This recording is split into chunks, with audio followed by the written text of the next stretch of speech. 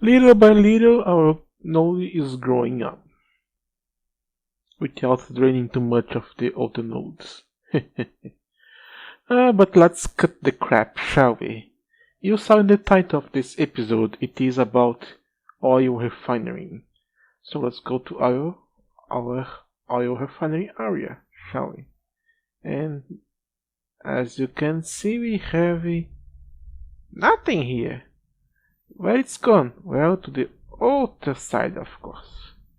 And here we have this cluster fuck of machines here.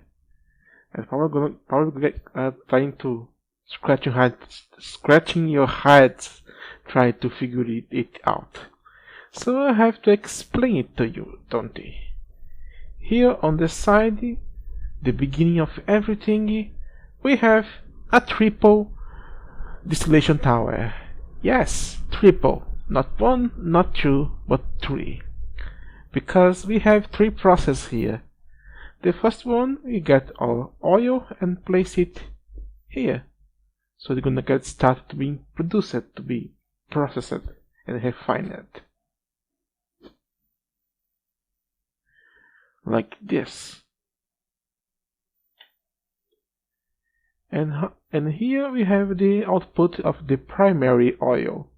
This one gonna get us some sulfuric light fuel.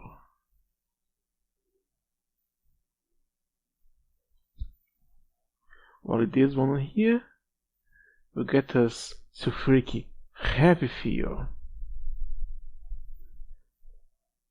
And this other one here, you're gonna be sulfuric gas, and this one here is sulfuric naphtha. After that it has been processed and purified, the fuels are going into this double oil cracking machine, one on the bottom and one on the top, because different from the other multi-blocks, this one don't allow me to have too many. And as I was saying, it's gonna get cracked and gonna be outputted through here. Then it's gonna go below and go to the towers itself. This tower here is gonna receive all the light fuel, cracked light fuel, and this one here is gonna receive all the heavy cracked fuel. And then the output is kind of obvious, because if you look here,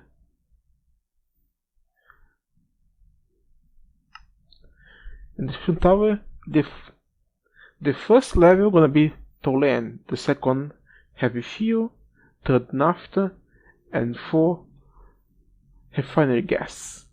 However, into the heavy one, the first one is lubricant, and then toluene, light fuel, naphtha, and refinery gas, and some tiny pile of coal dust. This is basically it. Here we're gonna have the lubricant stack on.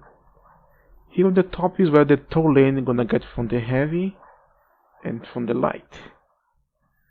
Here on the side we have the output for the light fuel from here, and the heavy fuel is coming from here back into the to be cracked even more. And the last one here is the refinery gas, and that is also refinery gas that's gonna be into a single line down here. Then those pipes here are gonna bring the materials to the site. Here we just that a small cylinder setup to create nitrogen, and this one to create hydrogen that is gonna be used into the purification of the sulfuric stuff, because it requires a hydrogen and an empty cell. That when processed, it's gonna send the two cells it get here to be empty.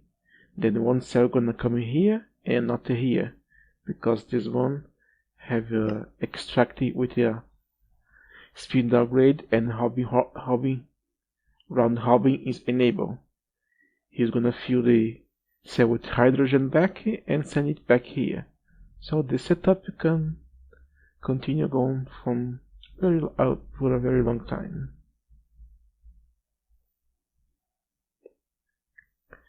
Then the naphtha will come here to this drum here and then to this basic chemical reactor where you're gonna work with this compressed air to become plastic. As you can see, we already started to get some naphtha. Into this other side, here we have a centrifuge that's gonna receive all our refinery gas, creating methane from one side and creating LPG for the other one. And as you can see, we already have some of it. Is that coming from a tower? Because it was not supposed to come here so quickly. And here we have our first molten plastic. Onto the side here we have all the hydric sulfide that comes from that purification of the fluids come from. Here is gonna be mixed with some water cells from this sauce here that simply go back and forth. Not much of a surprise here. And that stuff is ejected into this chemical reactor here. Here we have a basic fluid solidifier that's gonna receive all the toluene from the production. That's gonna be solidified into the toluene, and then sent to this basic chemical reactor that have all that sulfuric acid and produce to us some TNT that we're gonna require to make some advanced stuff into the processing Oh boy. So this is basically it. What do you think of my little setup here? Where every little bit of oil is used. Where did you stop?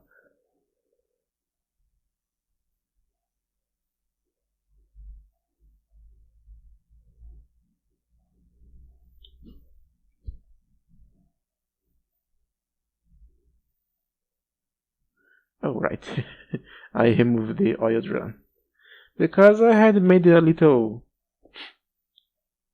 something wrong and things are going to the wrong side. Now it should be working just as fine.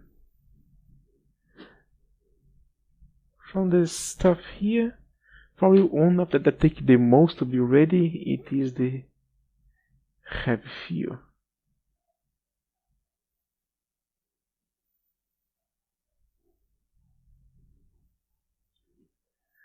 Now, but you saw about the pipe maze and you think, this is the pipe maze? Really? That's not the pipe maze. The pipe maze is down here. That is our pipe maze. Isn't that beautiful? The pink one is for the hydrogen. It comes from here and go for all the chemical reactors and the cracking oil. This red one here is for the sulfide that comes from the purification of the sulfuric stuff into that chemical reactor. Here we have the orange one for naphtha that comes from the purifiers itself and from the distillation tower, and the white one is for the refinery gas. And here the yellows one are for the fuels, of course. On the top you have the heavy fuel coming to the down crack unit, and this one here is the light fuel coming all this way around to the what on the top. On the top we have here this one, the light field. We're gonna go for the first tower here, and this from the heavy field. We're gonna go for the back here into the far end of it, and here we have this battery buffer to feed the energy to everything here, and some water to make our sulfuric acid and make our TNT. And this is basically everything that I can remember for now. So this little setup here is gonna produce to us some beautiful, nice stuff, isn't it? Now we're gonna have a decent amount of plastic, naphtha, refinery gas, LPG. Gonna have some more of our beautiful TNTs that we're gonna require for a lot of stuff. Very, very nice. It's not cute to look, but it does its job. And now we have something that kind of interesting, because since here you're gonna produce some methane, and here we have some LPG. In theory, after this one is completely full, I could try to make a setup to use this methane and the extra LPG to produce power, and maybe make this little setup here completely autonomous without our main power source. That's gonna be very, very useful. But for now, I suppose this is okay.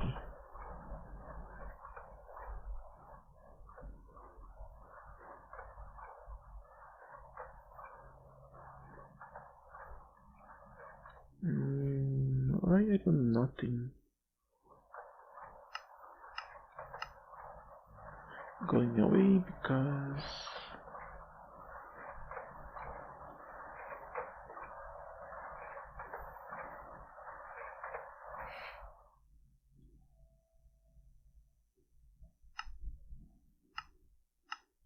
you're not set correct.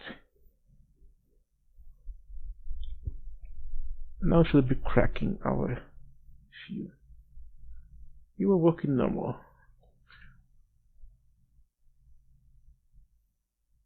I was saying that because the cracking oil cracking unity is not flexible as the other multi-block, because they don't allow us to choose where the input and output are gonna be. The input is always gonna be left from the controller, and the output to the right. So if I wanted to make it a double into the horizontal, I need to place it behind it, and it's gonna kind of flip the input and output. So that's why I made it on top of each other. And before wrapping up, I want to show you this, and thank you Concepto for showing me this little thingy here. Okay, we're going to try this again with an output hatch. That probably makes more sense to begin with. So we'll face it into the distillery, and if I go like this, there we go. See, it sends the heavy oil into the distillery. So doing just as he do, we have an output hatch. Croquette light fuel goes in, quest goes out, and it's done. Isn't that beautiful?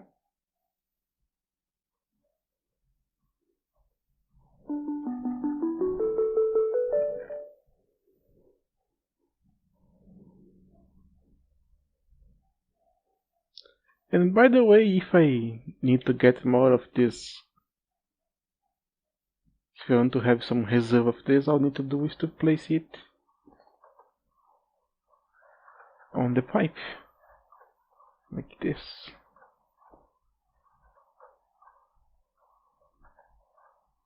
And I have some reserve of it.